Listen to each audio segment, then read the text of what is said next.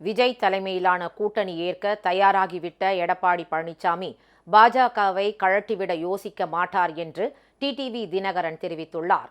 திருவண்ணாமலையில் இன்று செய்தியாளர்களிடம் பேசிய டிடிவி தினகரன், தன் கட்சி தொண்டர்களை வைத்தே தாவேகா கொடியை தூக்கி பிடிக்க வைத்துள்ளார் எடப்பாடி பழனிசாமி என்று குற்றம் சாட்டினார். இதிலிருந்தே விஜயின் தலைமையை ஏற்று கூட்டணிக்கு செல்ல பழனிசாமி தயாராகிவிட்டார் என்பது தெரிகிறது என்றும் அவர் கூறினார். எங்கள் தலைமையில்தான் ஆட்சி அமையும் என விஜய் கூறியுள்ள நிலையில் பழனிசாமி அதற்கு தயாராகி விட்டாரா என்ற அவர், விஜய் தலைமையை ஏற்கும் அளவுக்கு அதிமுக பலவீனமாகி விட்டதா என்றும் வினவினார்.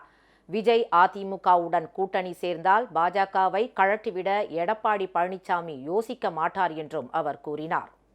ஏற்கனவே கூட்டணியை விட்டு பாஜகவுக்கு முக்கியமான தேர்தலான பாராளுமன்ற தேர்தல் அப்ப எதுக்கு வெல்ல முடியாதுங்க, பாஜக ஆட்சிக்கு வரக்கூடாது என்று என்னெல்லாம் பேசுறீங்க. இப்பயும் சொல்ற, பழனிசாமி நண்பகத்தன்மையற்றவர், துரோகத்தை தவிர அவருக்கு எதுவும் தெரியாது.